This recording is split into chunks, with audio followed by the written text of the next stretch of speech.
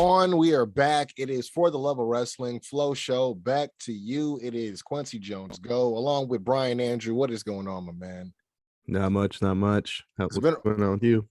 It's been a while. Last time we talked, it was predictions for Mania. I think it would have been almost, but not a full month, but about 3 weeks removed. Yeah, I guess we can start off with that. I mean, how'd you feel about the quote unquote show of shows? We were just saying off camera, like, I don't know if it was stupendous, but obviously there was like some highs.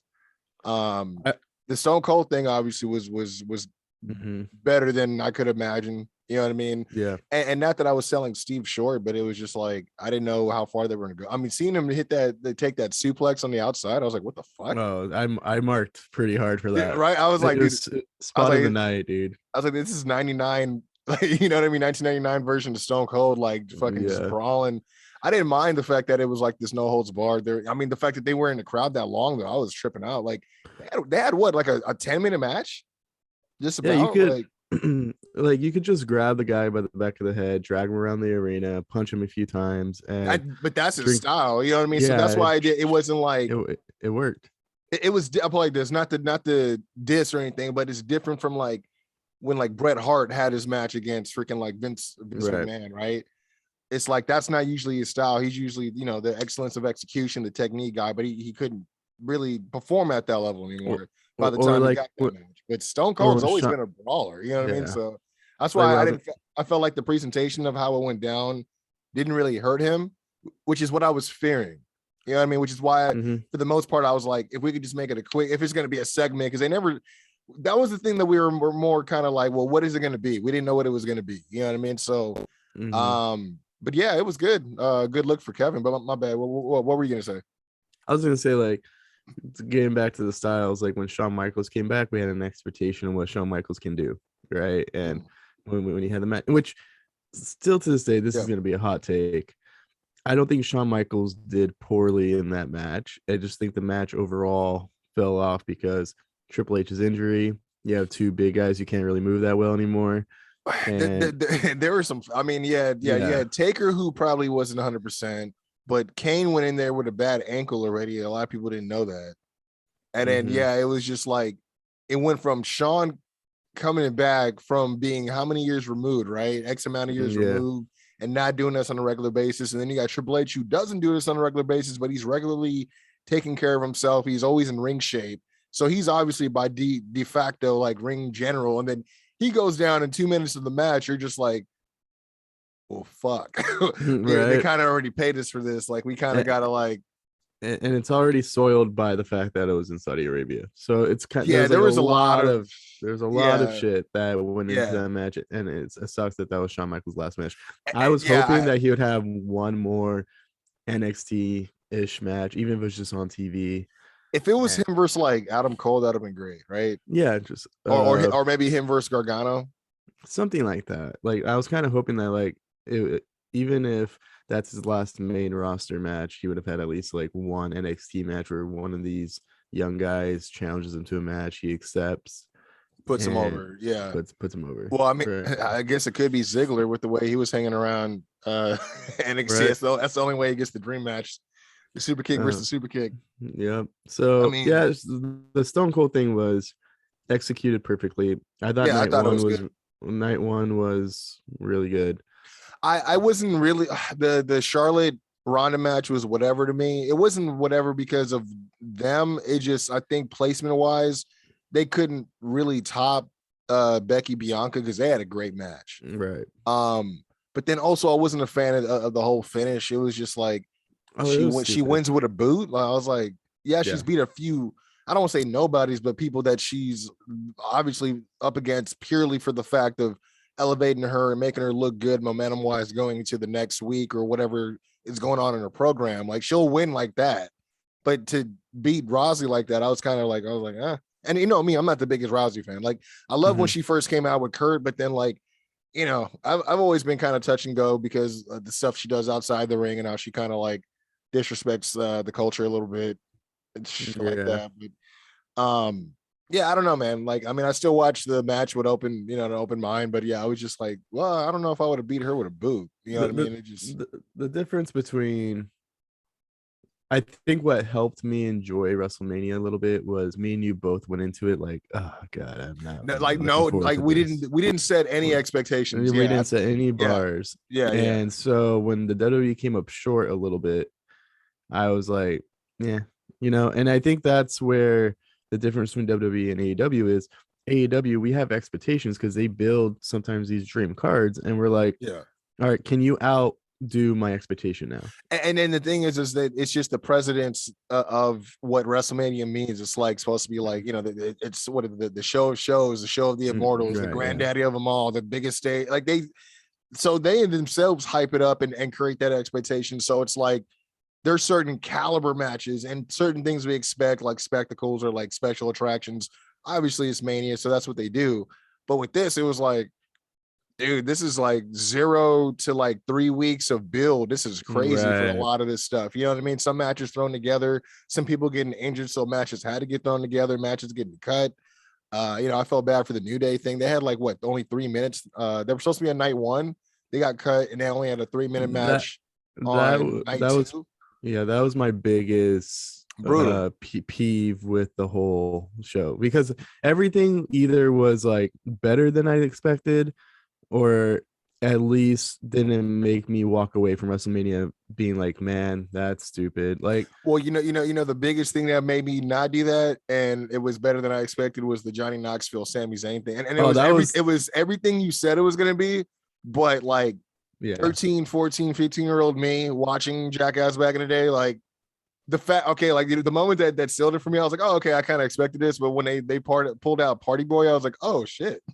Yeah. And then Man started actually like fucking getting down, dude. When Sammy and Man had the Andre the Giant Hulk Hogan spot, after that, I was like, this is probably the greatest match in WrestleMania history. It was one of those things where, like, obviously diehard fans were saying, like my brother, he was like kind of skeptical of this too, because he's like, dude, like I get it, but it's like I never thought of Generico or Sammy. Like he's worth so much more. I get it, but it's like, in a land of a bunch of workers, and this is the best way for him. Because obviously, look, we're not gonna sit here and try to sugarcoat anything. He's not like the most built dude. At least Daniel Bryan had a little bit of like, definition, and he took care of himself. Like Sammy's not like, I don't think he's gonna be a world champ anytime soon. You know what I mean? But and again, not a knock on him. It's just how the archetypes are when it comes to WWE and what they expect and what they're looking for, especially now that they moved away from the indie type of, you know what I mean? So it's like I get it now. It's like I got to make myself memorable in these moments, and you think about it, like he's not taking a whole lot of bumps doing these things either. You know what I mean? But he's still. It's hard not to want more for him, because it's just we know what he's capable of. But yeah, you're right. Something like this is people are gonna remember for a long time. You know what I mean? And again, I was skeptical because I was like, why are we still promoting the Jackass thing? I don't think it's gonna. I didn't think the benefits. You know what I mean? The benefits versus like the what they were getting with the match, and how much the space they were taking from somebody else possibly potentially being on the card. Like, is that going to outweigh that? But nah, man, I ain't gonna lie, dude. Some stuff was like botchy, but obviously because they usually are used to being able to cut. But yeah, for the most part, it was enjoyable, dude. We were drinking, watching it. It was funny. It was. I'm gonna make this point too regarding that, is we kind of looked at Sami Zayn and Kevin Owens signing those deals in December, January, whatever, and saying like, hey, what are you doing? Just go to AEW. But they are probably both going to be having some of the most memorable WrestleMania moments of all time. You know what? I didn't even think about that. Yeah, because that was a big weekend for both of them. I didn't even think about it like that. The thing that I heard was the Stone Cold thing was never something that was negotiated as part of the Kevin's deal to resign. So it was just, you know what I mean? This is, good on them for. I don't know if this is like a reward for, you know what I mean, like good behavior, as they say. But Kevin's been doing this thing. Like usually anything they throw at him, he makes the best out of it, whether it's good or not. But he still does his own thing. But I will say I'm not a fan of the Ezekiel thing going on right now. Have you seen that? I actually think in a Monday Night Raw that's boring for the majority of it, the Zeke stuff's actually kind of gets my giggles going. Like, and those things are good because, like, for me, I didn't mind the do you want to hear Zeke speak thing, like, and I thought it was pretty, clever. I thought he was gonna say if you want to like walk with Ezekiel or something. I don't know what he was gonna do. that would have been I think I'll be honest, I think that would have been better. Like, you want to walk or if you want to talk with Ezekiel, you know what I mean, or something like that, where it's like it's still kind of close, but it's like no, he does walk with Elias. I do talk with Ezekiel, like or something stupid like that. But you know what? It's I think the reason why I'm like, it's such a weird, like, he went from like Stone Cold, and then you go down to like, you know what I mean? Like, it's like, I don't know, but it is interesting to see that they did bring back Elias or Ezekiel. I mean, the Photoshop picture was. I was watching Wrestle Talk, and I forgot who came up with the idea. It might have been Luke Owen. He said, like, for Backlash, they should have what's the Alpha Academy versus Ezekiel and Elias in a tag match, and see how they would book that. How the hell they pull that off? Yeah, that'd be pretty good. Yeah, because I forgot Chad Gable was part of that whole the lie detector thing, right? So like, that'd be pretty good. I mean, I don't know how they do it. I mean, they've done similar things before, right? I mean, this is a match though, so I don't know. I don't know. I think you just have Ezekiel go out there, and then maybe they try to rehire Tony Nese real quick.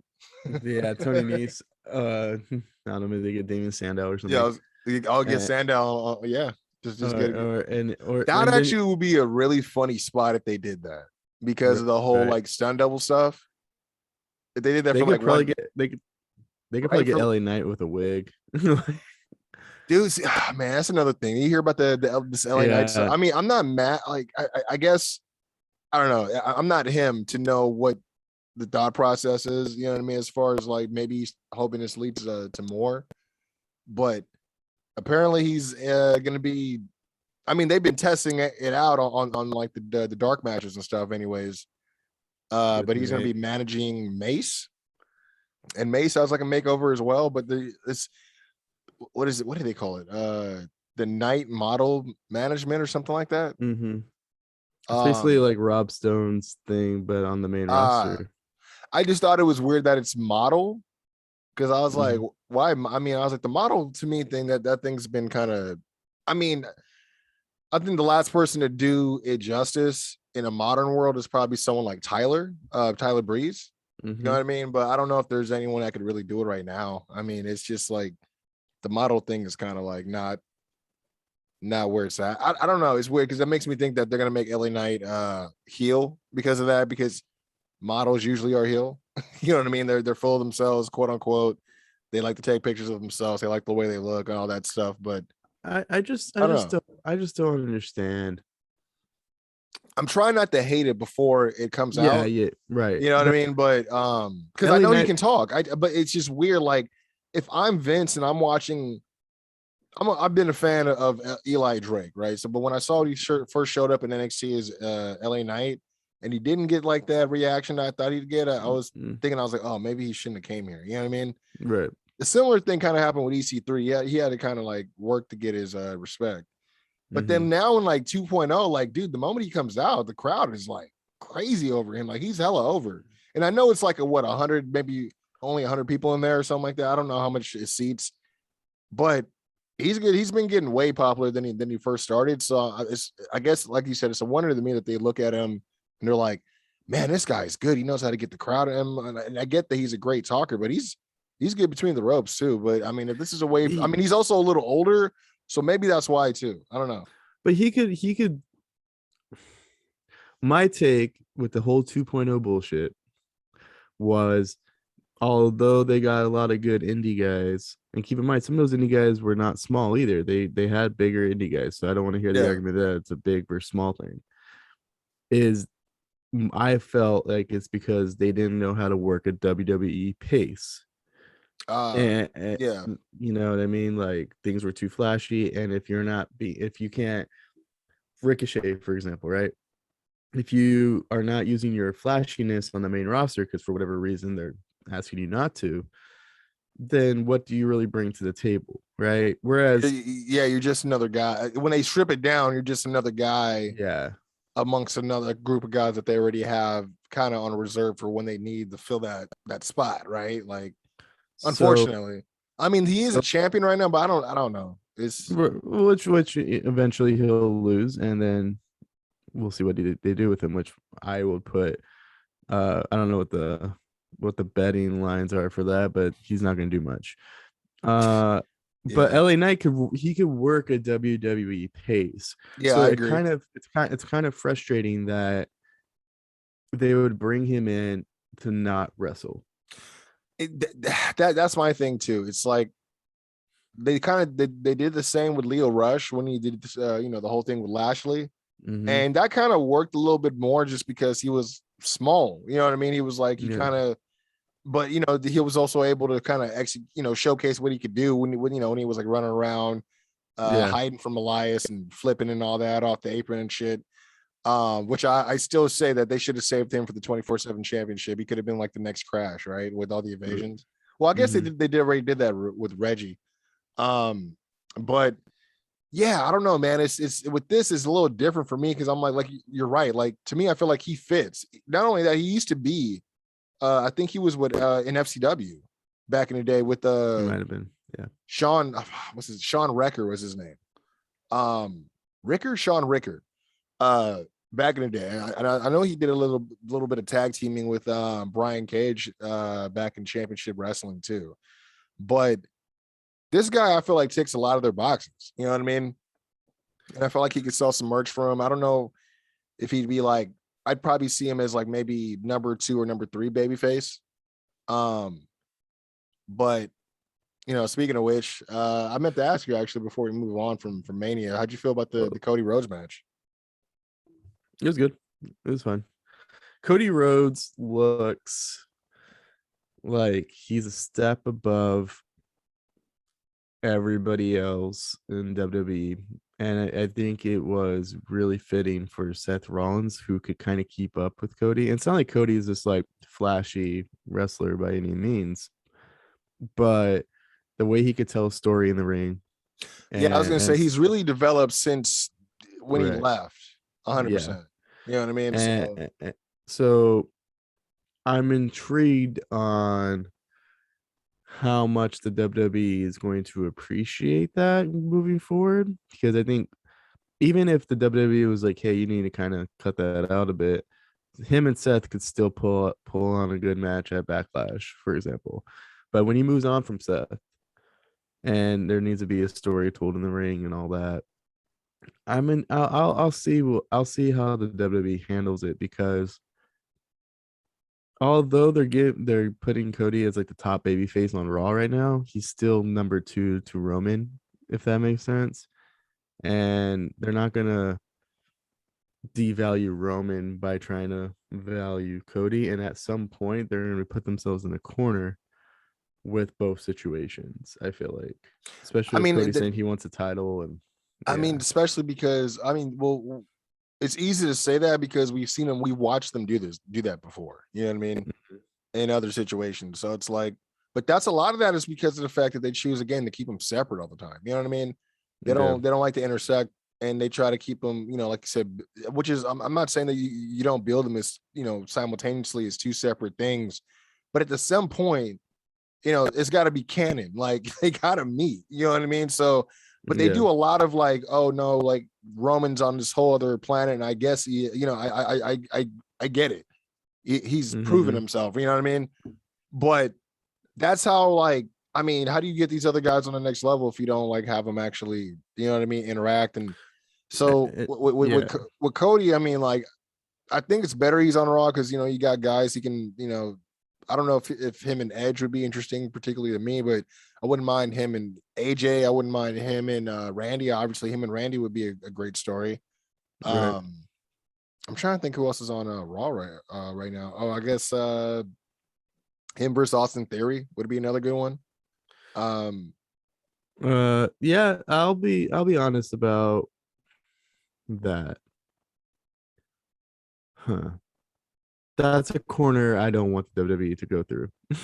It's you're putting a mid card title on Cody right away. Oh, see, I wasn't even I forgot that he has a championship now. I was just thinking about because of the fact that he's like Vince's like little pet project, right. and the fact that he chose to leave and all that stuff. So I thought that would have been another interesting, but yeah, I mean the whole American Nightmare with the United States Championship. That well, let's keep him away from that. It's just tough because I think the WWE has a lot of focus on Roman right now, but at the same time, I don't think they know what they're going to do with Roman. So I don't think they ever. I don't. As far as I've been hearing and what I've been reading, and I know some of it's you got to kind of navigate through it, but a lot of people are saying that they have not had any updated plans on what is the plan as far as is there going to be one belt, or they unifying, what's moving forward, is the brand split not happening, like there's a lot of unknowns. Like I guess from even like usually Vince has a plan post Mania, but they said they haven't gotten anything. And this brings me to my next point is Money in the Bank's coming up. Yeah, was that in July or June? June, I think. I think it's June. Yeah, so it's in Vegas. It's in Vegas. Yeah, you have because 2 months to figure this out. SummerSlam is in July this year instead of August. It's July 30th. Oh, is that right? Yeah. I thought that was really because I got an email about SummerSlam tickets. It's in Texas. It's in Nashville, and tickets aren't too bad. I don't know if I'm gonna go. It's in Texas or Nashville. It's in was it? Hold on, or maybe I'm sorry, maybe Tennessee. Yeah, Nashville, Tennessee. I'm tripping. Let me double check. Because it wouldn't surprise me if it was in either state or whatever. I don't know why. But yeah, because like you're gonna pick a Money in the Bank winner. And if you decide you're going to have just the one title, which is Roman, right? You're going to have to figure out who your Money in the Bank winner is. It's Nashville, Tennessee. Okay. Yeah. You got to figure out who your maybe because there's preseason football that they can't do it in August. Maybe that's why. But yeah, you got to figure that out because if let's just say who I personally think should be the 2 winners of the Money in the Bank. It should either be Cody or it should be Sami Zayn. I think Sami Zayn would be really good with the briefcase. I just don't think they would allow him to lose, like have Roman lose to Sammy, which I'll be honest with you. If Sammy cashed in on Roman and won the title off Roman and held it for like 1 month before Roman got it back, I'm all for it. I think they'd let him hold it for a week. Yeah. To be honest, like I feel like it'd be like that. He's like, no, I'm getting my automatic because he runs the show. So he's like, soon as Friday comes around, like for less than a week, he'd be like, for 5 days, you could be champion. And then the same night, let's just say that he cashed in on the first hour of SmackDown, and then by the second hour of SmackDown, Roman win it back. Yeah, I could see that. But I think Sami Zayn would get a huge fucking pop because he's heel enough to cash in like a douchebag. Yeah, but people who've been, again, the same people I was talking about who've been wanting to see a little bit more for him, they'd be freaking like excited. Yeah, it's like I was thinking even Cody would be good. I don't know if it'd be too like automatic. Like people are already thinking that that's how they're gonna go the quickest way possible to get out the way. But I was also thinking maybe someone like Kevin Owens. I'm hoping that they're not going to put Austin Theory in that match and have him. I mean, I'm always against giving someone too much too soon, but whatever. He can, and I wouldn't hate maybe it. Riddle, maybe even Randy. Maybe that's how they start the split of RK Bro. Maybe they're both in a match. It's just they got to figure out what they're going to do with either of the belts. If Roman is legit just going to be the one singular champion, they're probably going to give it to Omos, bro. Sure, fuck all, right? But if he's the biggest motherfucker in there, like he could just take 2 steps and grab it, like fuck. They should have the spot where he steps on the ladder and it breaks. Yeah, I was thinking that too. Or someone tries to throw a ladder at him, he just swats it out there. You're like, what the fuck? Right. It's just like, to me, like they got to figure this out fast, or they're really gonna like. I understand it's the NBA playoffs right now, so it's probably difficult for you to think you could put on a good Raw or SmackDown, but Like, Jesus Christ, like, you just had a pretty decent WrestleMania. It was not the worst. It was not the best, but it was not the worst. And it was better than advertised. I'll say that. And you had a lot of talking points. Mm-hmm. And then you go into Raw the Raw after Mania. It's whatever. No, the Raw after Mania was as my good friend Rossi says, dog shit. No, it was okay. I was being polite. It was very, very. I mean, we had Ezekiel, and then I think that was it. Roman was like tuning the SmackDown. Oh yeah, Roman. Yeah, Roman. Oh, say, oh yeah, we did get the. Okay, so the thing with Cody is like, I want to ask you, how'd you feel about that first promo? I thought he put on too much. I thought he was doing the fake crying. Thank you. Really I was asking my brother, and I realized I couldn't talk to him about it because he's a Cody fan. Like, he loves Cody, but he's like, no, it didn't seem that bad. I mean, it seemed like he told the story, and the crowd were able to. I'm like, no, bro. It seemed like he just took that same promo he did without the ladder in AEW and just plucked it here and was like, oh, they appreciate. You know what I mean? It was like, it seemed like just a little too much, because when I told him, I'm like, dude, 1 minute he's crying and then the next minute he's back and then he's crying in that same voice again, and then I'm like, that's not realistic. You know what I mean? Like he just needed to stay with the same tone, eventually get hyped at certain points. Yeah. And then if something legit was gonna maybe make him sound like, if you did the crying spot once, I like when you're talking about your dad or I put it like this. I think there was 2 crying spots, and I felt like it didn't need both. It had to be only one or the other, right? That's how I felt about it. And the thing I wanted to maintain is I wasn't mad at the promo. The promo, you know, the message of the promo, like, yeah, it was just sometimes I thought there was like an over delivery in certain parts where I'm like, oh man, you know what I mean? But nonetheless, I mean, like, he's wrestling on Raw, you know, he's been doing dark matches and stuff like that. So he's already getting like pretty you know, acclimated back into the swing of things. It is interesting, you know. I knew that the Brandy not being a part of it, I wonder if that's bothering him. She will eventually. You think so? I think there'll be a mix, or at least like she'll pop up once, maybe like right before the heel turn. She'll be like in the crowd clapping for him during a match, and then all of a sudden you're gonna start seeing her on TV with him, and then all of a sudden she's gonna be like, I'm Eden Styles, bitch. Only I get to announce my man. She's gonna start becoming like the Paul Heyman for ladies and gentlemen. My name is Brandy Rhodes. Boo. That's when the crowd starts turning like, yeah, we're not really. Then we get Eden Styles, clap. Gotta be it. That's gonna happen one day. I think if Cody's not involved in a world title situation at SummerSlam, we might get Cody versus Shane McMahon. At SummerSlam? SummerSlam is in. It's like, again, it's usually in August, but it's July. Okay, so it's now in about 3 months. I think it's July 3rd. Like, this, like the last date of July. I think. Let me double check that. I think July goes 31st. So it's the last month of July. Oh, it's July. It's Saturday. It's July 30th. That's weird. So, my thing, if I could be, I don't know. Hot take. I think they're gonna get through. I think they're gonna get through Seth relatively quickly. I think they're gonna have the rematch. Cody's going to win again. Seth might be frustrated, but really, unless and please, I hope to God they don't do this. Seth wins, and then they have another blow-off match, like a rubber. Yeah. Unless they want to carry it out, and then both men are in the Money in the Bank. That's the only thing I was thinking about.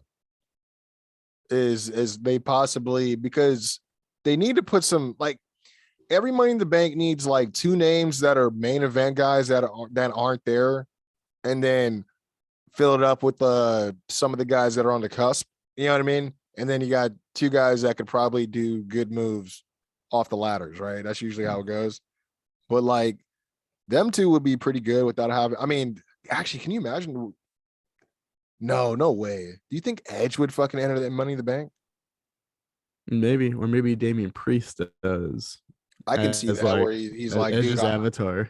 he's like, I've wanted this many times, or like he wins it and gives it to him. Yeah, I could see that. Oh, that's pretty interesting, actually. We would all be kind of A little annoyed. It's like, man, that's like, is that not kind of what James Ellsworth did the first time?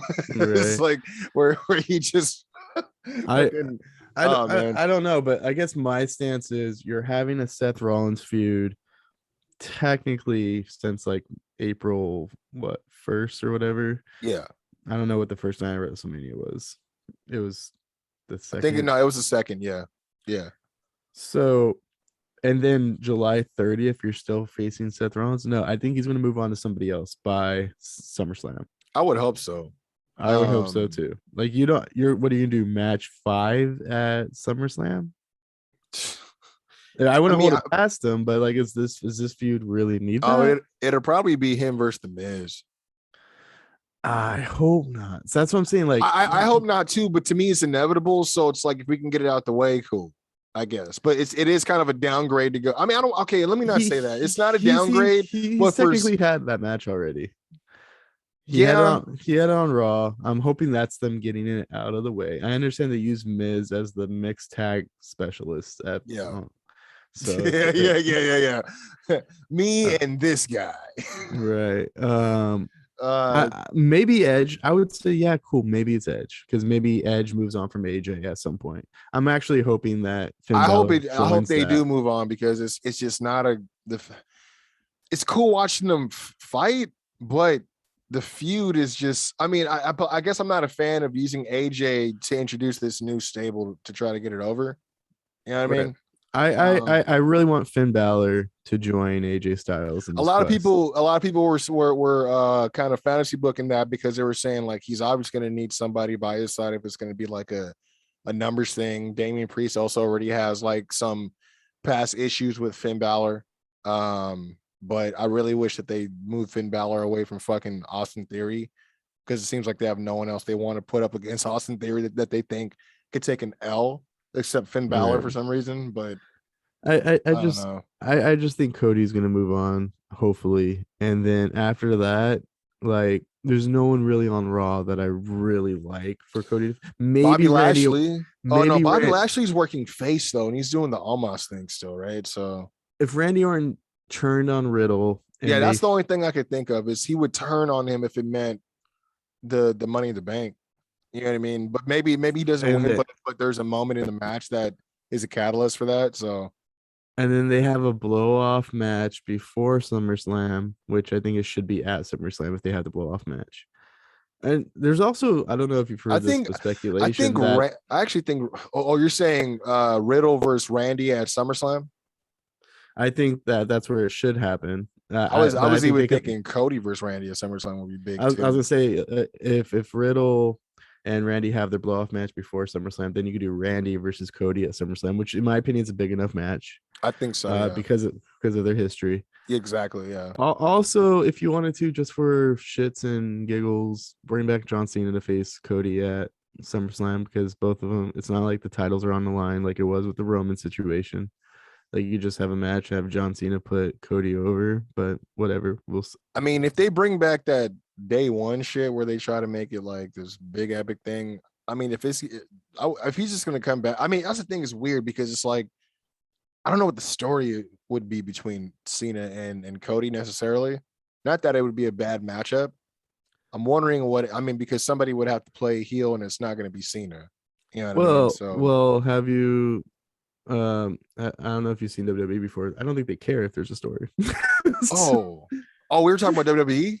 Yeah. Oh, my bad. You're right.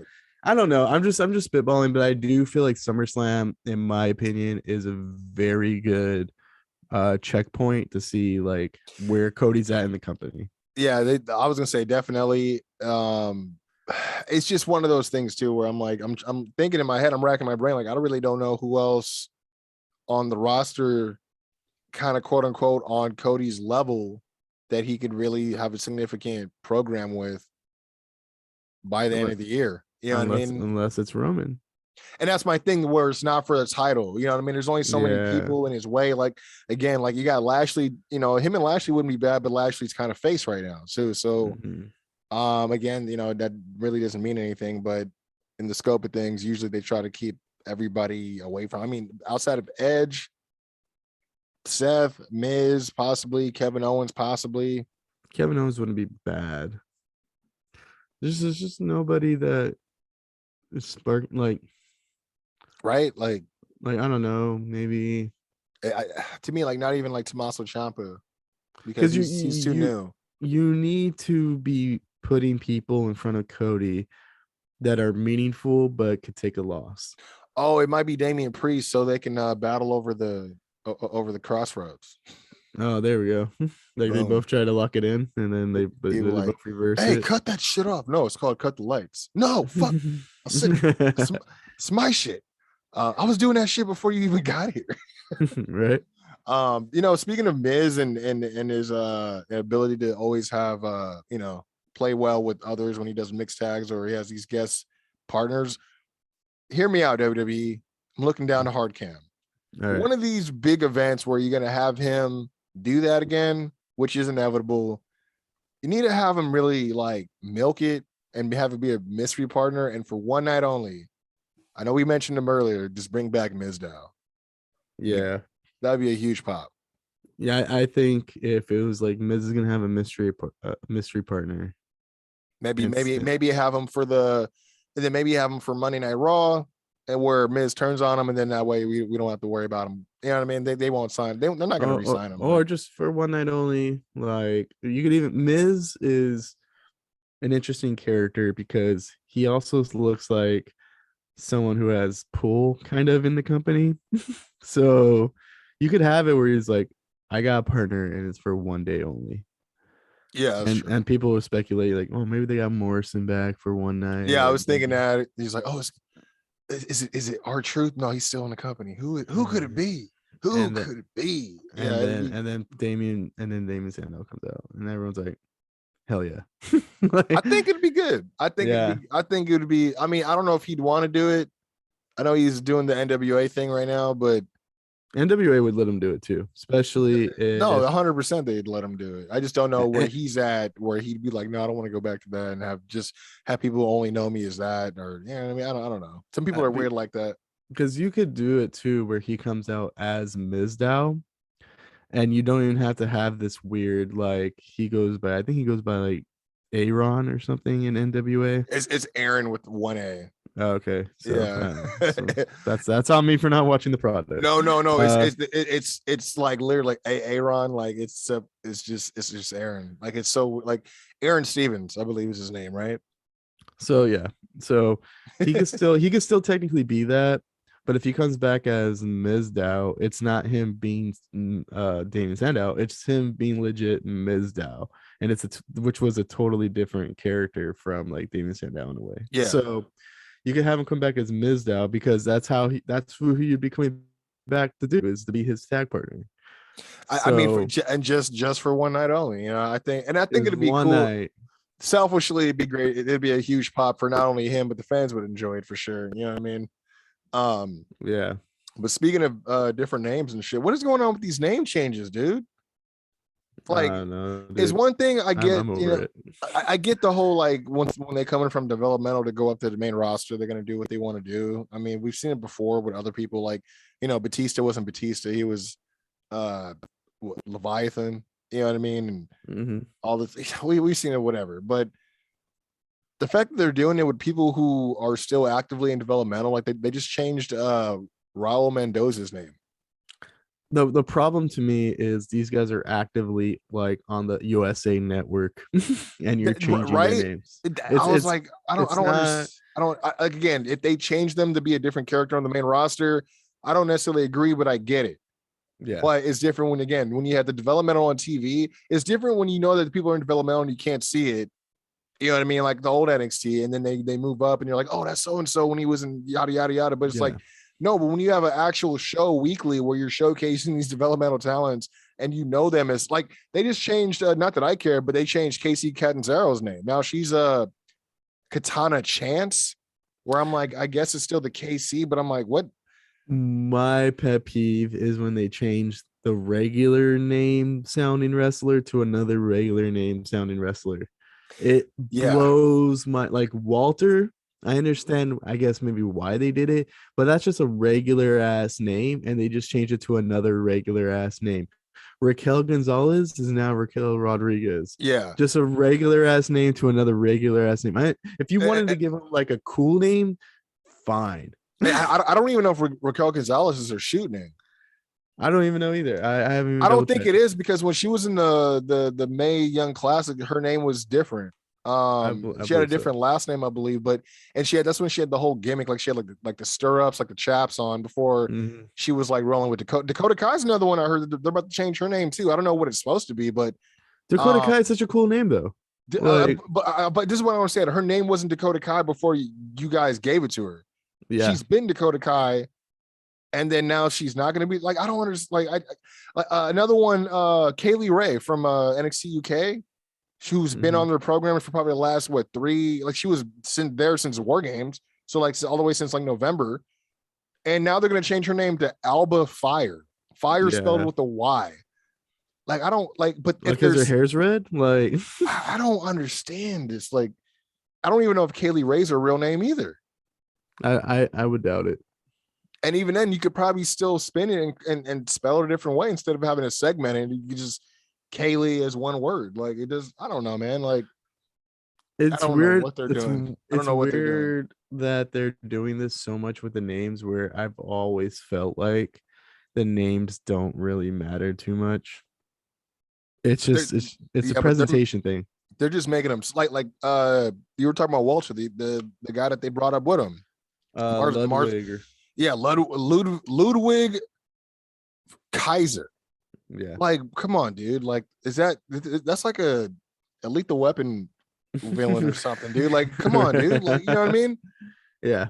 I probably think I'm getting the Kaiser Soche vibes. You know, that's probably what I'm thinking of, right? Like, it's like, but still, it's like, bro, like, what's wrong with Marcel Bartel? Now he's a second generation wrestler, and like, there's nothing. His name is easy to Marcel Bartel. It rhymes. I don't understand. Like, Ludwig.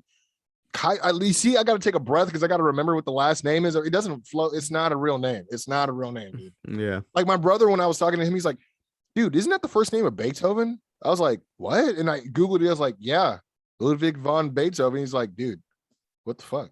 It's like, they're just Googling famous people who had names that were foreign. And because remember, Walter was what, Gunther Stark before, but then they realized it was like the name of some Nazi soldiers. I don't know. And then they still were like, you know what? We'll just take the Stark part off. And it's like, well, just let him be Walter, or just let him be Walter. Yeah, I think it has something to do with them wanting to own it. I don't know.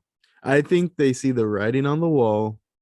They see that their company sucks, and people are going to want to leave, and they don't want people having the same name that they had in NXT or WWE and taking that name somewhere else because it was their original name. But there's a lot of people that you just mentioned that did not have their original names in the WWE, so it shouldn't matter. but I heard the side on that is all of a sudden this switch flipped where they're like, well, we don't want to make money with people off, like basically they don't want to market off indie names that were made before they got there, type stuff. And I'm like, okay, well, you guys could have decided that. I mean, you decided that when you didn't want to call him Kevin Steen and wanted to take the mask off of Generico and call him Sami Zayn. You know what I mean? Right. So it's like, I don't know why it just changed all of a sudden. I mean, even with like Tegan Knox is not her real name. You know, her name's like Nixon Newell. You know what I mean? So it's like a lot of these people, you know what I mean? It's just weird, like.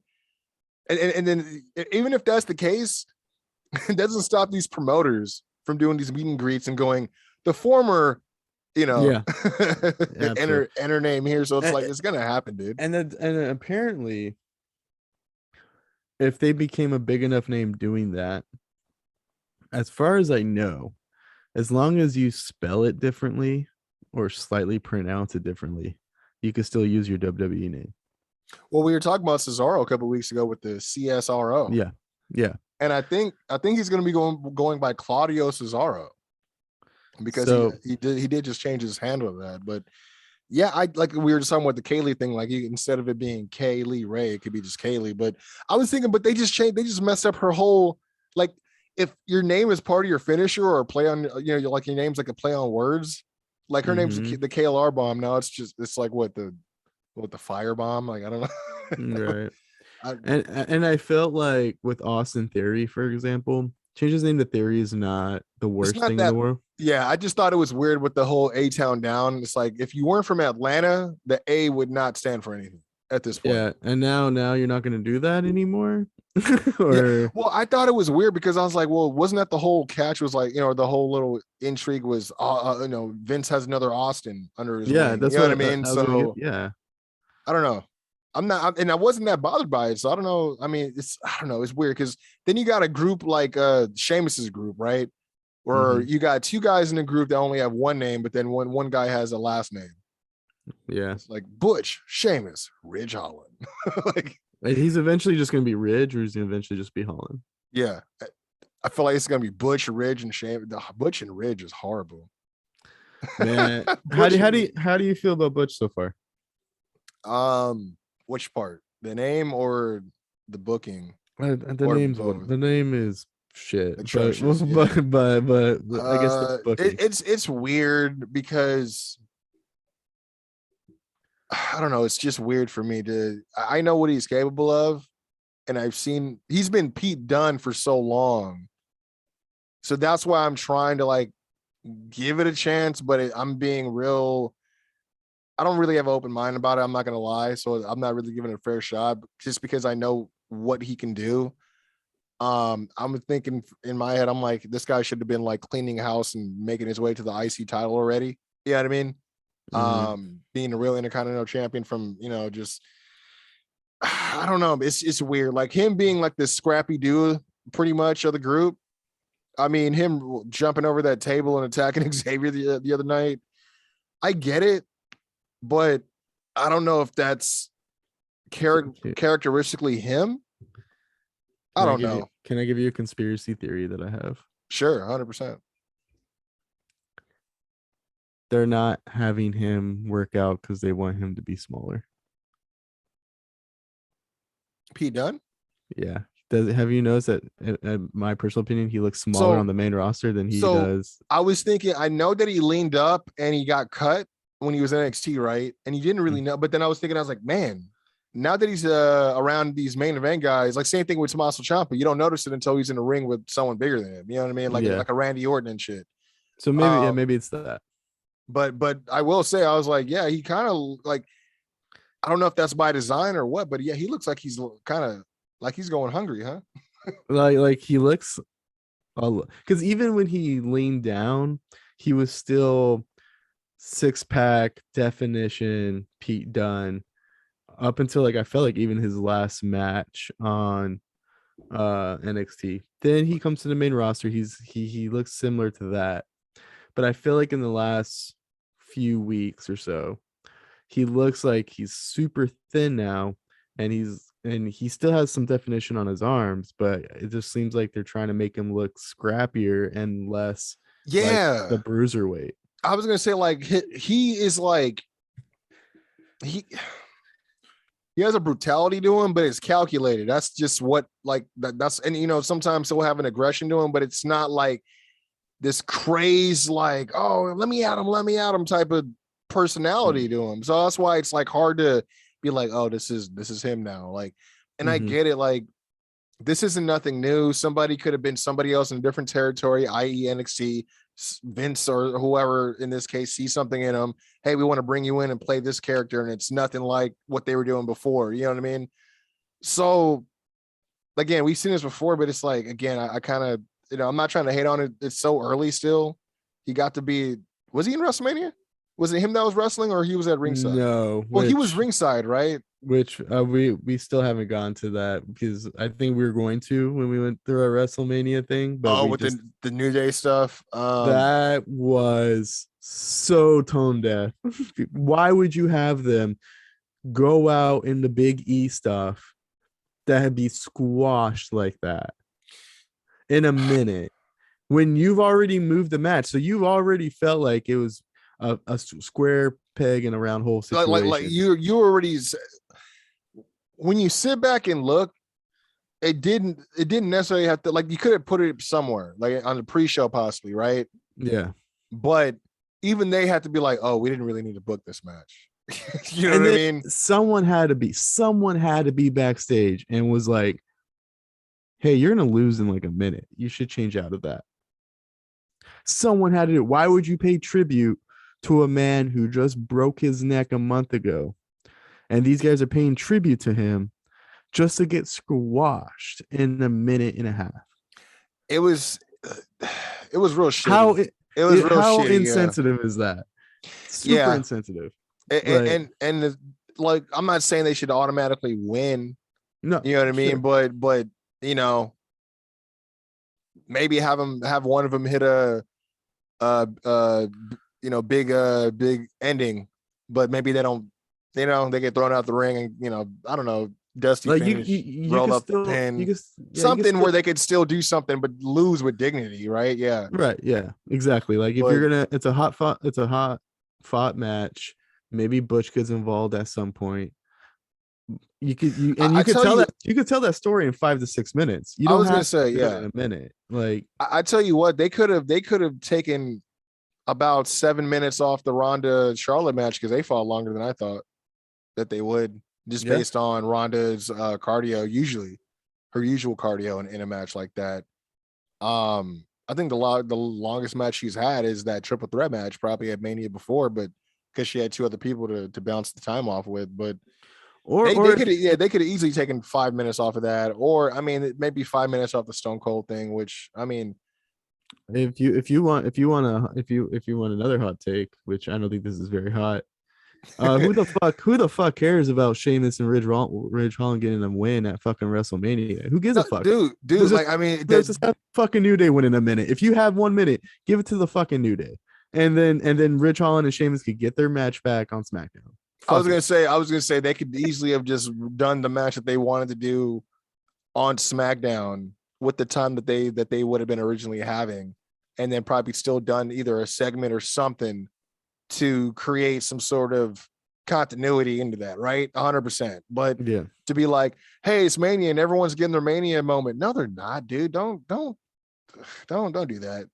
Don't do that. You know what I mean? Like, it just totally took me out, and I feel like WrestleMania had a very decent momentum until then. So, like, I agree. Now that we're on the Butch conversation and all that, it's like you're not doing anything for Butch, Sheamus, and Ridge Holland by also giving them a minute match where everyone thinks everyone's soured by it. Like, it's not it's default heat because they're just mad at the situation, but it's like it didn't do nothing. It's not adding anything to their stock at all as heels on the show. Not at all. Like, it didn't do anything. Yeah. And I don't know, man. Like I said, like I agree, like, because there's certain things that they could have cut from. They could have cut the Vince McMahon, Pat McAfee, Austin Theory, Stone Cold segment. I think was like 35 minutes or something. Yeah, they could have cut down that. They could have even not had Undertaker come out twice to both nights. Right. Yeah. I mean, I thought that was dumb. I'm like, well, who is only watching night 2 of WrestleMania? Right. Or they're like, wait, I missed Taker on night 1. Like, what? Like, dude. Like, you didn't have to have Gable Steveson look like he regretted to be there 2 nights in a row, dude. like, and that whole thing was dumb too. I wasn't a fan of that. Like, because I kept hearing that they were going to quote unquote hot shot Steveson, but it's like, where's he at? He's nowhere. Dude. You know what I mean? They do that just for what? Oh, for the moment. For the moment of what? Like, you got a guy who already goes by Gable, which I'm pretty sure by SummerSlam, he'll probably just be going by Chad. It'll be just Chad and Otis, and unless he's gonna fight Steveson for the rights to the Gable name, I don't know what the fuck we're doing. Right, and then he'll lose unless they just have Gable Steveson come in as just Steveson. I don't know. That's true. Do you think they're gonna change Gable Stevenson's name? They shouldn't. I heard they're not. I was gonna say they shouldn't, right? Because it's weird because, like I said, his brother is in NXT and they changed his name, but obviously we don't know his brother, we know him. So I mean, right. not to be a dick about it, but like, he's the one who's known. But yeah, I don't know how they're gonna really push him either. I mean, to me, I feel like it would make more sense for him to be coupled with like a guy like Angle. Mm-hmm. Or even, I mean, you would think he would even want to be part of the Alpha Academy, right? He just needs to I show some don't, personality I before I don't could see gauge what he's gonna do. that's true too. That is very true. But to be honest, I can't see him being a face. And the only reason why, that's the reason why I think he should be a heel with like Angle, like maybe have Angle be a heel manager where he's just like doing the old school shtick, like, you know, the three eyes. Because when Angle came in, he was trying to be like he was great at being a heel because he was just, if you could try really, really hard, you can achieve it too. You know that? Yeah, like you could have Kurt Angle and him come in as, or maybe Jason Jordan. Maybe have him couple with Jason Jordan. That might be, and then have him just being very condescending to people. Like he's coming in thinking he's better than everybody, and you're waiting for him to get that humble pie at some point. I mean, even if they're gonna try to do him versus Gable down the line, I think Jordan being his like manager would be, you know, that's another part of storytelling right there too. Or you just have Chad turn on Otis, make Otis a babyface, and then Chad aligns himself with Gable Steveson and says, "I'll give you the Gable name. I'll just go by Chad. I'm your manager, Chad now. He's my guy." And then or we're just two Gables, you know, just two Gables hanging out. We're the brothers Gable, huh? Yeah, and then you have Gable Stevenson's first feud against Otis. It's a good starter. They're like, we're gonna be called Ready, Willing, and Gable since he can bring back the towel, and then that'd be like, cool. We're both ready. I think the funny thing is like when the Creed brothers, they like I don't know if you ever watched 2.0, but one of the guys who talks the most of the time, he always has like his singlet on underneath his clothes all the time, and he always goes, "I'm always strapped. We're always strapped and ready to go." I'm like, it'd be funnier if it was like somebody else saying it. You know what I mean? But it's clever, but like not for you. Like, I don't know, man. But before we I mean, I know we had probably to talk about the big announcement that was teased with Tony Khan. I know we had to talk a little bit about AEW while we were here, but first of all, can I get your opinion, sir? Yes. Not to put anything on blast. I know we keep it wrestling here, but curious, are you religious? Kind of, not. No worries, it's not a big deal. The reason I asked is because I can see where this is going. Yeah. Texas Death Match. Yes. Hangman Page defending the AEW Championship against Adam Cole. And there was a spot where a lot of people got upset about it, or it seemed to me a lot of people got upset. But it's crazy that seeing certain names, the names that are being upset. How did that spot make you feel anyway? I mean, in the spot being, no, I thought it was creative for the weekend and for the match. It was like the only people who are getting upset are the same people that get upset about other things like, you know, race and stuff. And to clarify, you know, for I don't know if people are watching the product, but he hit his finisher, the dead eye, but he coiled up some barbed wire on top of Adam Cole's head and dropped him through the table. Adam Cole looks like he could be a good Jesus cosplay guy too. Just it's funny because with it's the hair and he has the beard too, so it's like but so a lot of people were like on Good Friday. I'm like, dude, I don't think anyone was thinking about that until you brought that up. You know what I mean? B, I mean, it's Texas, and Texas gets as religious as they get down there. You know what I mean? So it's like, I think if they were going to be upsetting, people would have been upset there, right? I would think so. The other thing is, commentary didn't call it a crown of thorns, and then like they just said, "Oh, he put a crown on him." I'm like, whatever. Like, I mean, I've seen other people do shit like that before. You know what I mean? And it wasn't like he made a spectacle of it and was like looking around and was like, "Oh, it's about," you know what I mean? He just did it really quick and just did what he felt like he had to do to win the match. Like, I mean, and this is not me being like, you know, a hangman, like protector or nothing like that, or, you know, whatever. Because I've watched ECW. I was there when they crucified Sandman. And I was a fan of both guys, and I didn't like that. You know what I mean? And it wasn't like I didn't like it because of religious stuff. It just made me uncomfortable. You know what I mean? As a fan, like I never was like, I felt like you go to watch entertainment to escape certain things. Like even with so this is why what I meant earlier about certain names. I was shocked to see certain names being like up their ass about it. Vince Russo, bro. Vince Russo. He goes, can you believe it?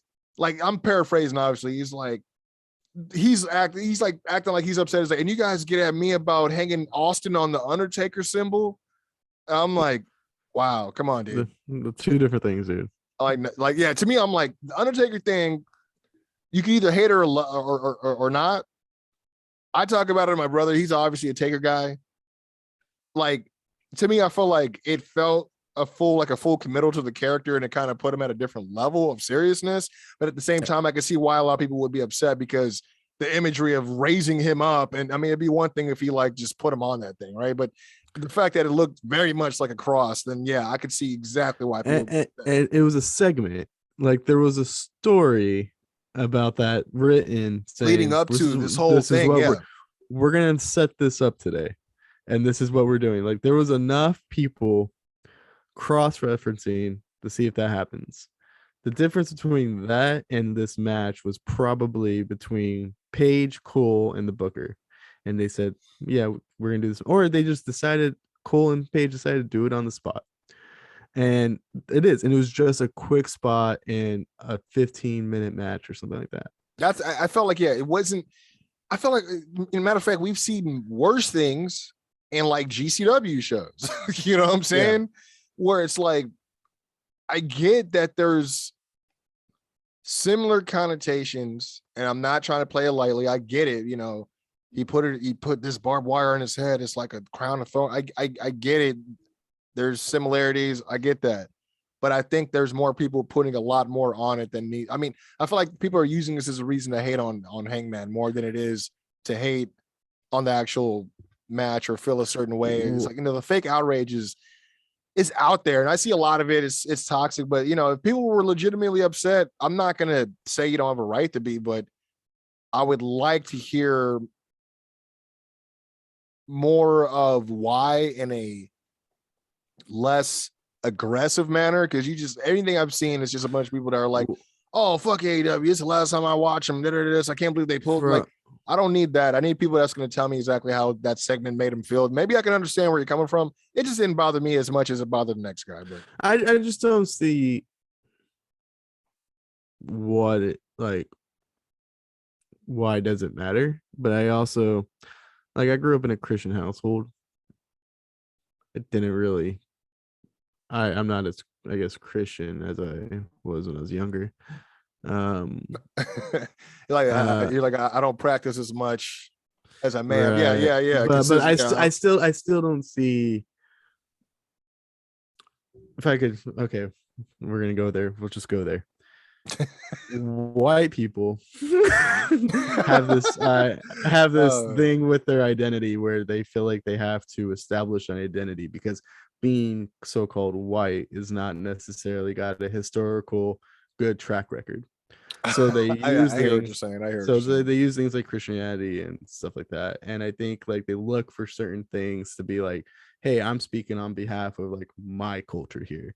So they see stuff like this. And I think like I was saying things on like Twitter, and some guys like, I'm going to contact every single ad that was on that episode of Rampage and see how they feel about this. And a lot of people going in on like that this is like a disgrace. And then like I know some people had thrown some jabs at like the fact that Tony Khan's probably not Christian, and that he allowed this on their show, and they try to like flip it. Wow, they're getting real deep, dude. Yeah. They're like trying to throw things like, well, if like how would you feel if like Vince McMahon did something that was not sensitive to really I was like, huh. Like, because my brother was like, guys, my brother was like, I don't know, because Vince McMahon, I don't know, fought God. Yeah, I was like, yeah, he fought God. He fought God. He has a track record of insensitive characters, dude. Up until this year, dropping the N-bomb freaking just. I mean, that's just like one of the he has the do-rag Vince. You gotta love it after a while. But I was like, what the. And then I've seen on Twitter where people are like, all right, throw Vince McMahon out of it. Let's just say this was a Christian promoter. Would you be comfortable if he did X, Y, Z? And then people would probably be like, no. But the thing is, like, it's just a spot in a match. And, like, who cares? like dude, if you have to fish for your argument, then it's not a good one. That really sums up what I was trying to say earlier. It's like, if it's anything other than just opinion based, and I mean, again, because it comes up as just another reason to want to hate on Tony Khan, on AEW, on Hangman Page right now, because I know his title reigns have been a little bit of a bumpy road, obviously. Like, I didn't even think like him doing another Texas Death Match after the one he already did with Lance was even like, I'm like, why? It's because he's the cowboy. We're gonna make this like his match, or I mean, why do we need another one so soon? Like, same thing with they just announced like Sammy Guevara. He's like, oh, we're doing another ladder match. I'm like, why so soon? Like they don't. You're gonna do these matches and they don't mean, like the Hardy Boys did a tag team table elimination match on Dynamite. Shit don't mean nothing no more, dude. Not to mention they didn't follow the rules. to fucking win that match. I was like, how does Jeff, the eliminated guy, get to eliminate the guy who's still in the match? Technically, he's not even here. Technically, he's not even supposed to be here. I really think Dynamite should take a page from NXT. What NXT was about 3 years ago, 2 years ago, is you should maybe reference your important stories every week. But you don't necessarily need to have a continuation of that story every single week, if that makes sense. Like, yeah, like I think Serena Deeb and Sheeta would love to hear that right now, because I mean, dude, because I don't know if you saw that promo that they did. Like, the first thing Serena Deeb said, she's like, "Are we just gonna do this forever?" And I'm like, I feel like that's how she fucking feels for real. Like, I think the Hardy Boys being reunited is cool. I think Darby and Sting being affiliated with them is cool. This Hardy, or it's not even Hardy. The Andrade family office. Yeah. You know what? Is it pointless? Absolutely, but sure. But does it need to be on TV? I understand you're filling 3 hours now. Sure. But does it need to be on TV every week? No, it does not. No. And especially when every week is this more of the same. Match, post-match, beat down, one of the two duos, the good duos, whether it's Darby and Sting or the Hardy Boys, come for the save. And then they celebrate. That's all they've been doing, literally, week after week. Same shit. And it's like, I don't even think you guys know what you want to do with it, because that thing is, you guys, it's just smart to get the elephant out the way and have Jeff Hardy have a one-on-one talk with Sting about the Victory Road shit. You know what I mean? Clear that shit out the air, and then just try to figure out what the fuck is going to happen, dude. Like, I don't know, like you're, because to me, the thing with the AFO is weird. Is I saw, what's it called, promo art for a match, like I think it was an 8-man tag. It was the Hardy Boys, Dante Martin, I can't remember who else it was, versus Private Party, Blade, and then Helico. I'm like, what the fuck? I'm like, where the hell did Helico come from? and then you just read like Jack Evans isn't re-signing. I'm like, wait, so they thought to keep Helico, but not Jack. And I was like, well, unless maybe their contracts are different. Yeah. You know what I mean? But I was like, oh, all of a sudden he's part of the AFO again, because I remember he was rolling when Hardy was there and they were getting little paydays, but then they just disappeared. And then now he's like, oh, hey, I came back. I saw we got a change in management. Cool, that's what's up. Like, I don't understand. Like, they do this shit with the best friends too, but it hasn't been an issue in the last 2 months, in my opinion. But like, I'd feel like the 6 months before then, they would just recycle the shit out of different best friend matchups that you could do with different people. And Rocky and Chuck and Yuta. Yeah. It just got to the point where it's like, I like all these guys, but I don't give a shit.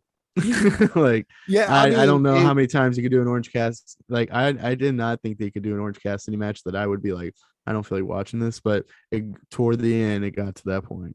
Yeah, And I think it's good that he's been. I mean, obviously, I don't think it's good he's injured, but he's been off TV, so we don't have to like see it because that's one of Tony's favorite. You know what I mean? To put on TV is Orange. Just I don't know. Orange Cassidy beat fucking Adam Cole. I just have to say it's just like it's still just it bewilders me like why they thought that was a great decision. But so I feel like Tony, like the AEW booking, most of the time is legit. I say they're about. Which is 80% too much? No, I would say 80% is good because I'll be honest.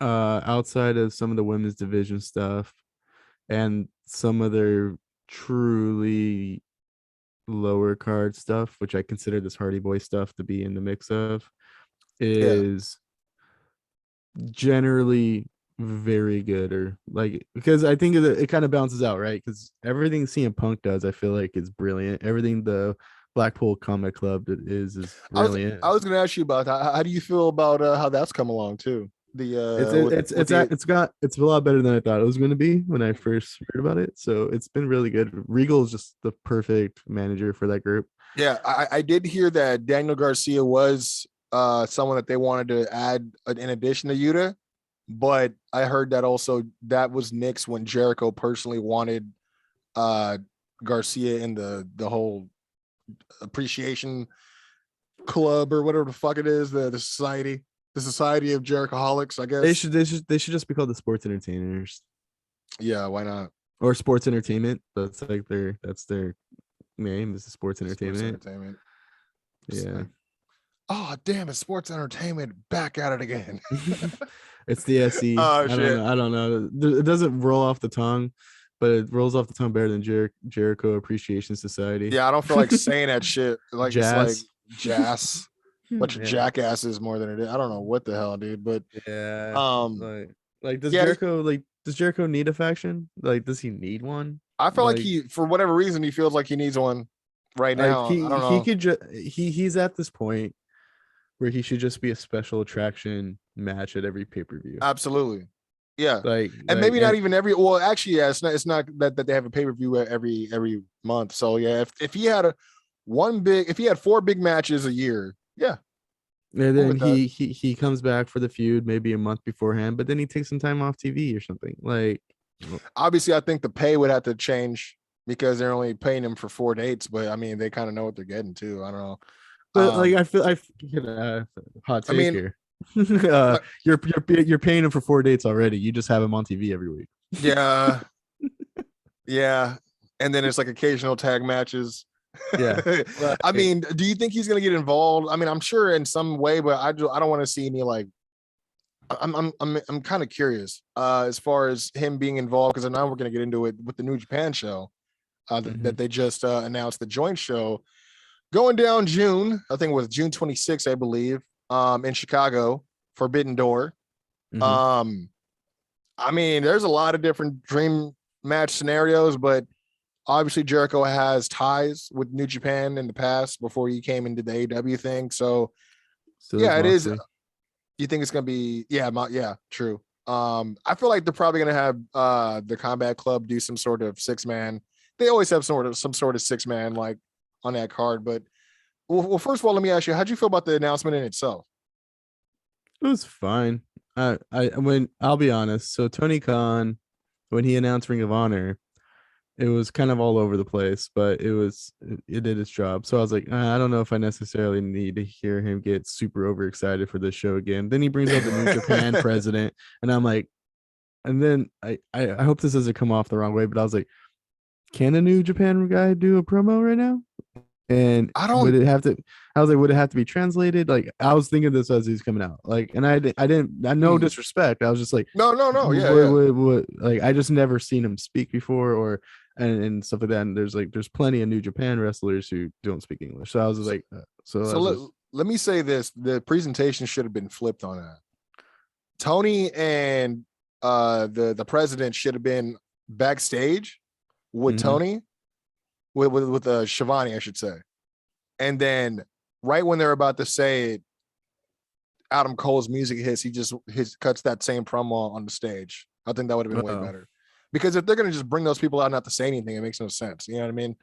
I also think they had Adam Cole. I think that was taped back there with Adam Cole. Probably.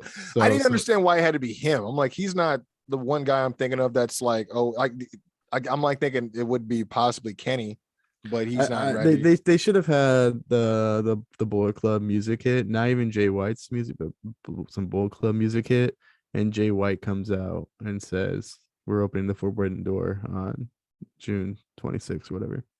Yeah, I would have been way better. And then like then you can maybe like Jay White walks away and then says Tony Khan's just there with the new I almost said New Jersey president, the New Japan, New Jersey pro, yeah. And he's like, yeah, we're gonna have a show, blah blah blah, or just have a cutaway, have the pay-per-view thing on the Tron for the crowd, but then have the announcers like Excalibur announce after that, like, this is what we're gonna do June 26th, like blah blah blah. Yeah, you don't even need to have Tony Khan. Well, yeah, I was gonna say like it.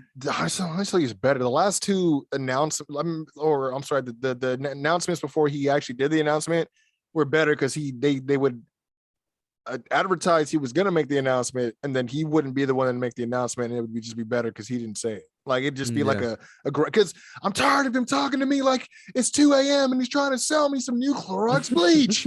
Like it's like I'm like, bro, you need to chill. Like, I mean, I know you're excited, but it's a microphone, so you don't have to talk louder and scream into it. Right. You just have to talk regular. Right. But a lot of people weren't excited because they kind of already figured that this is what it was going to be. They're like, I don't know if this is game changing, quote unquote, or whatever. And I'm like, dude, I mean, I think the reason why people feel that way is because they kind of already did this before, but this time it's with TK they did it with All In pretty much, right? So it's kind of something they've seen before, but this is kind of like a long awaited sequel from like the movie studio, right? Like, so I think there's still going to be people excited about this, especially now. I mean, they've been doing some stuff with Impact and Bullet Club there. And then interesting enough, worth noting is you got the Good Brothers, who their contracts, I believe, run out with Impact in June, I believe. Not too sure the day, but I mean, I think they have a working relationship with New Japan as well, though. They probably do, so they probably might be able to appear. I also know that another interesting thing is Kushida, who just left WWE. Yep. And he wasn't released. He left. His contract expired, and it's pretty much known that he's already talked to New Japan about a repackage in June.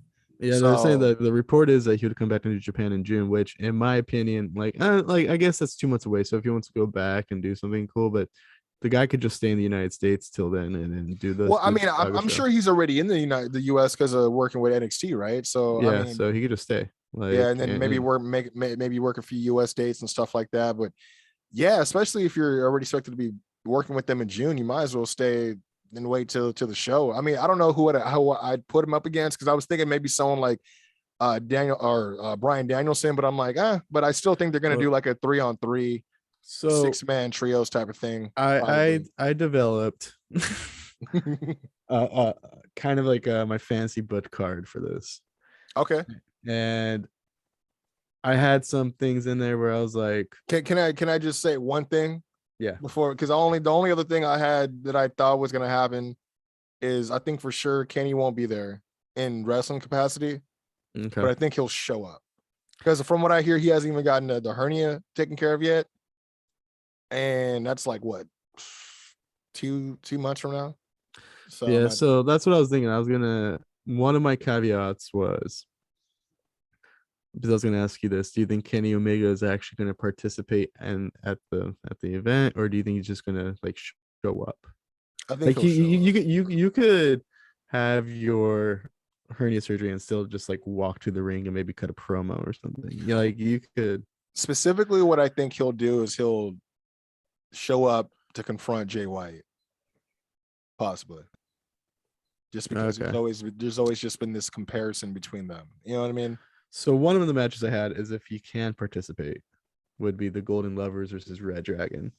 Ooh, that's pretty good. Yeah. If not, then Cody would have just faced somebody else, I guess.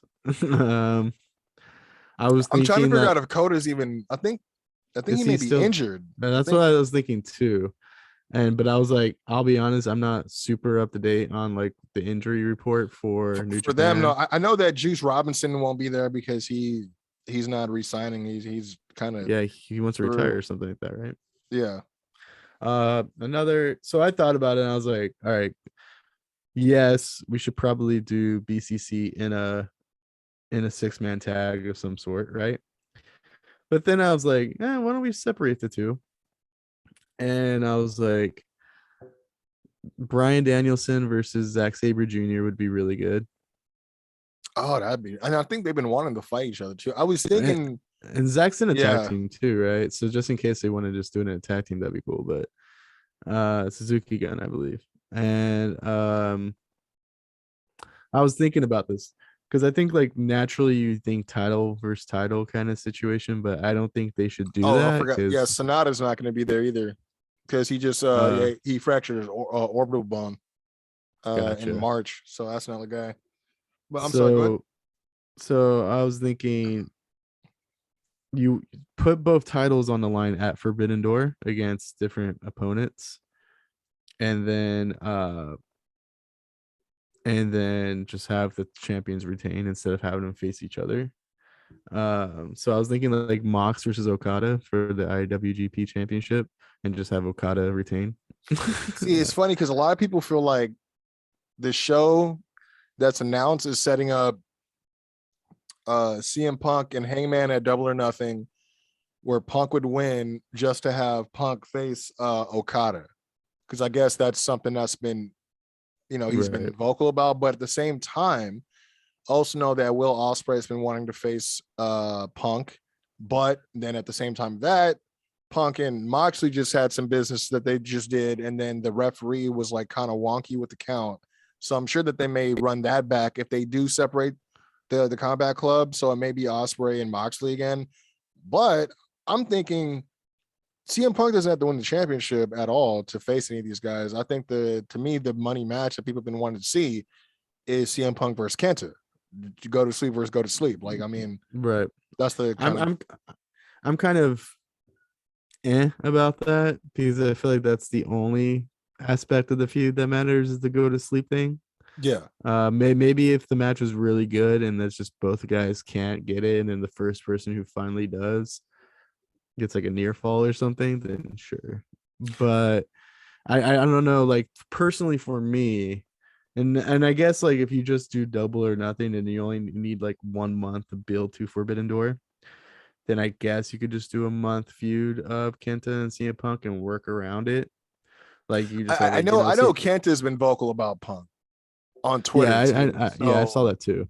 Yeah, so they could do some stuff, but yeah, I see what you're saying. Like as far as how they would be able to build and with it, other than it just being, I mean, because we just saw who's the better Adam, and we're just tired of it already. So I was also thinking like I'm trying to like come up with ways where you could like put people together in matches where it's just not New Japan versus AEW.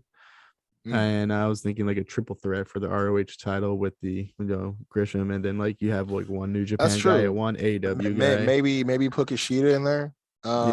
Kushida, maybe Darby Allin or something, and just like. So I mean, I know like even like do you think they're gonna put on? Yeah, do you think they're gonna put up some of the ROH titles at this event? I think they should at least put on the main one. So like Jonathan Gresham versus somebody. Yeah. Maybe even have like a Stardom wrestler face like Britt Baker, like that's true. Something like that. Yeah, because that's I don't know. I feel like Chris Jericho should be fit into this somehow. I just don't see anybody that I'm like, oh, Chris Jericho should face that guy. I mean, because has he fought Tanahashi? I believe he did. Yeah. I don't know if there's anyone else left for him to fight. Has he fought Naito?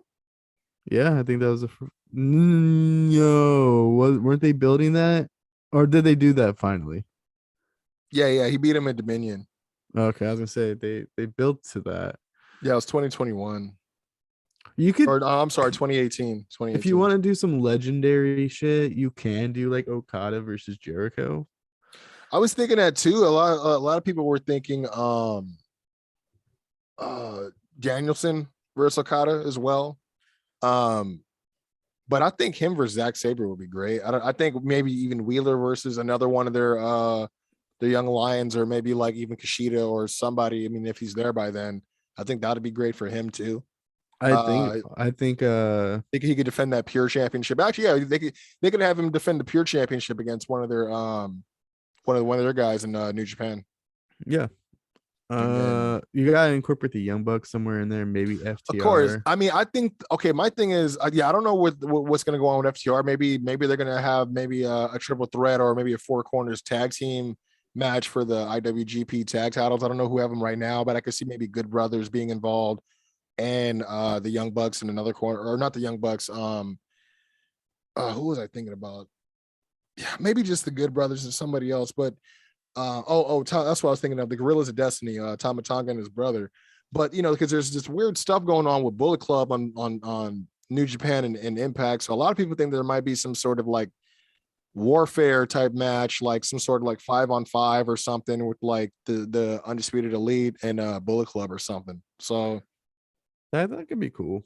Like I was even thinking sort of like Civil War-esque, you know what I mean? Like I was even thinking like so Hangman, let's just say Hangman retains, right? And then I even like when I thought about this in parentheses, if he does,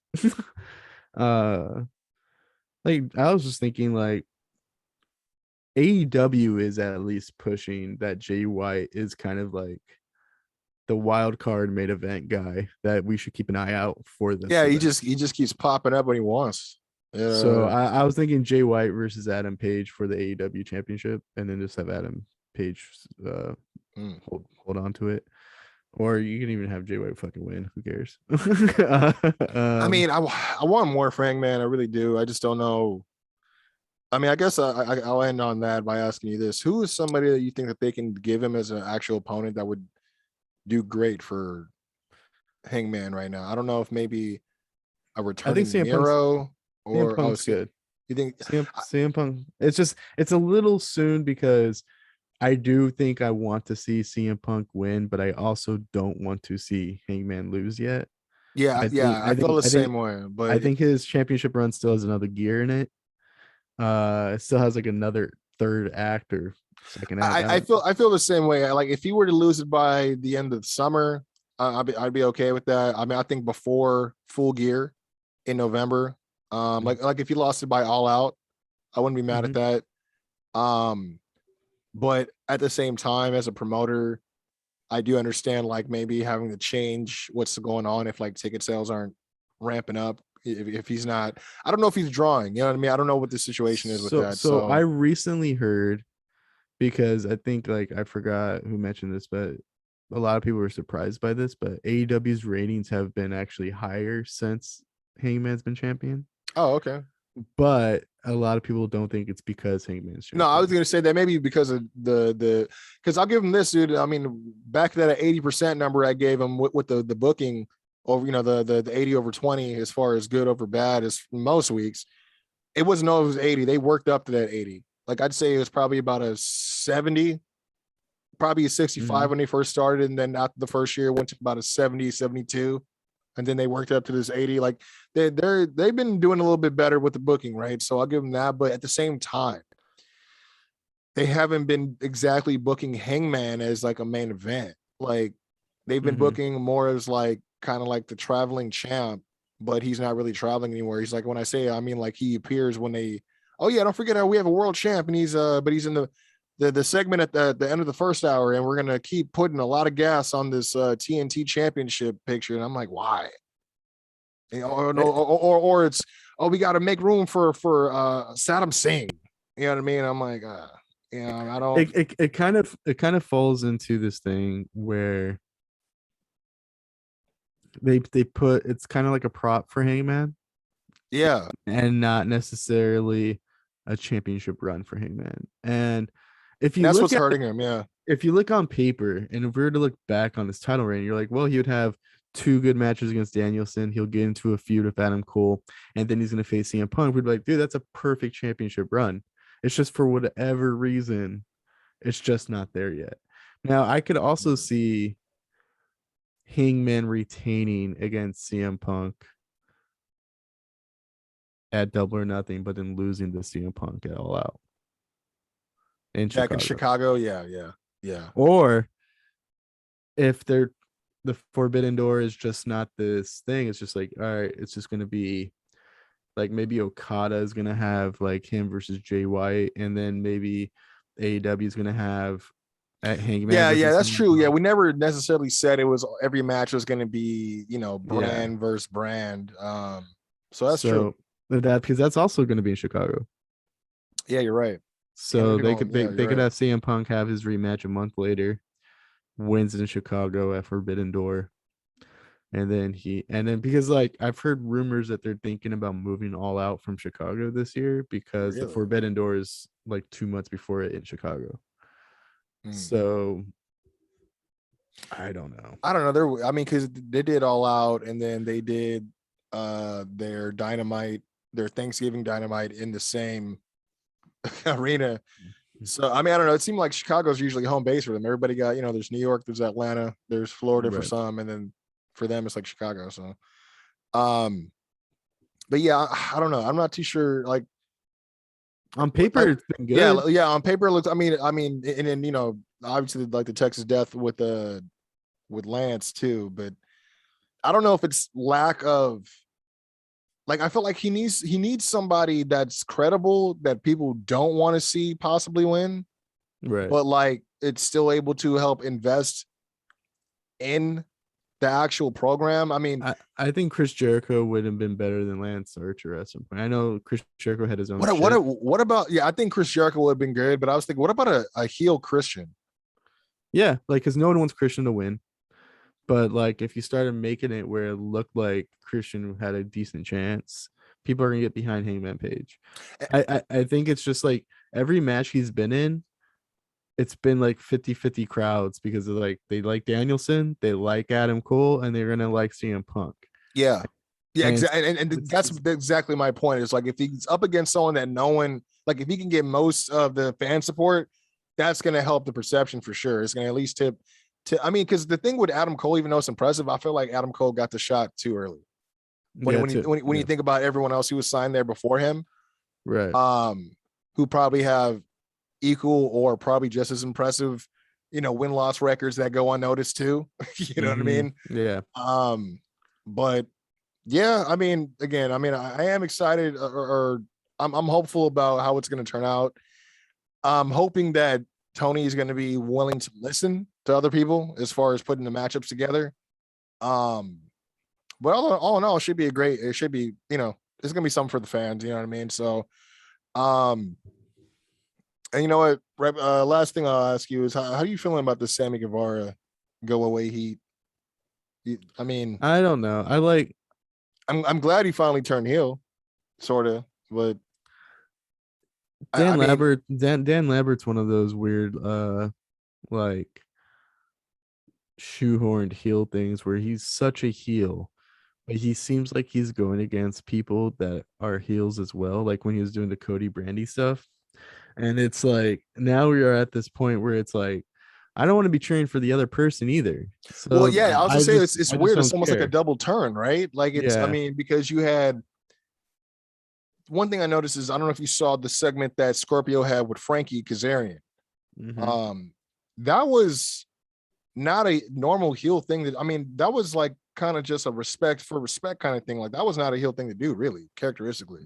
So that was one thing I noticed. And then when he came out the other side of the tunnel, though he still had loud ass Dan Lambert with him and Ethan Page, who's Ethan Page been killing it on the mic. Anytime they give Ethan the mic, he kills Sammy on that mic.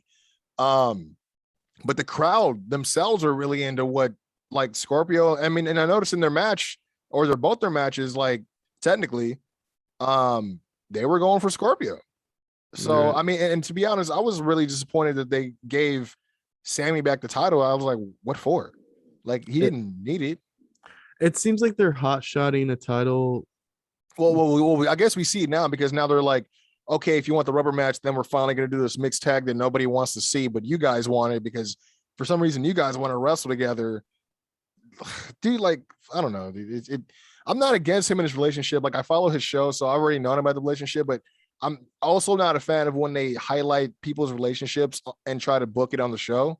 You know what I mean? Unless you're man and wife, I get that. Like the Canellises, like, you know, Mike and Maria, like the Rhodes, Cody, you know, I get all that. You know what I mean? Miz and more and Maurice, I get all that. But that's why like the Seth and Becky thing didn't work against fucking Corbin and what's her name? Shit, I don't even remember her fucking name. Was it Lacey? Lacey Evans. Lacey Evans, yeah. So I don't know. If I could throw this out there as glass half full about this whole situation. Sure, yeah. Out of everyone involved, I do think this is eventually going to make Tay Conti a more memorable person for the women's division at some point. Like, we're going to remember her from this stuff, regardless if we like it or don't like it, because I do think the women's division at times is you're not invested in it because you don't really know what's going on. Even if you're watching every week, you're like, yeah, all right. I agree. All right. Well, now Tay Conti's in this TNT title situation, it looks like. So now when she eventually faces somebody of relevance, you might actually consider that she could be a contender, because it looks like this, because in the back of our heads as wrestling fans, not only is there people we want to get behind, we're trying to think of people who AEW is behind or the WWE is behind. Yeah. And we try to factor that in to see like what's going to happen. So I think now we're in this mindset where like Tay Conti's one of those people that AEW must be behind. So I mean, I would think when you think about they're giving her the, you know, Paige Van Zandt's first match. Yeah. No, so they're kind of giving her a little she's going to put Paige over. She's probably not going to look great at times. She's going to be a heel. She's behind Sammy's shadow, but she's doing more with Sammy than she would be doing by herself in the women's division. She's definitely getting more TV time. And to be honest, now that I'm thinking about it, when it finally goes down and the crowd really doesn't care, are they really going to hate her more than they don't like Paige Van Zandt being, you know what I mean? So, and she's getting more TV time than a lot of those people, a lot of those women in the division. I mean, I admit we got Scorpio getting some more TV time, but man, this guy could be really running the gauntlet and really showing why he's TNT champion material. Like, this guy always talks about being a wrestling savant. That fool could be, you know what I mean? Like, even if he did still decide to shut off the open challenges, he could be saying, I'm trying to do that so I can showcase our talent here in AEW, because we keep opening our doors to other people to come in, taking spots away from people that already been here. I'm a day one guy, yada, yada. So he could have really been kind of carry on with what Cody was doing, but more in the frame of only putting over people on their roster right now. You know what I mean? As opposed to always having to be some sort of new signing or somebody stepping through the door and shit. And I think Scorpio could have really, I mean, not to say that there's not time to still do so, but I mean, like, it's a ladder match. I mean, I'm hoping he wins, but it's like, dude, this didn't really need a rubber match just for the sake of trying to figure out how we're going to book ourselves into this mixed tag. I don't know. My thing with Scorpio Sky is, just like you, I've watched Scorpio Sky for years, even before AEW. And I think he's an incredible talent. I just don't, based on how AEW's booked him, whenever he's involved in something that's a little above lower mid card, I naturally go, somebody else could be in this situation. I feel what you're saying. And it's not, unfortunately, it's not that I don't want him there, and I don't think he can earn that spot.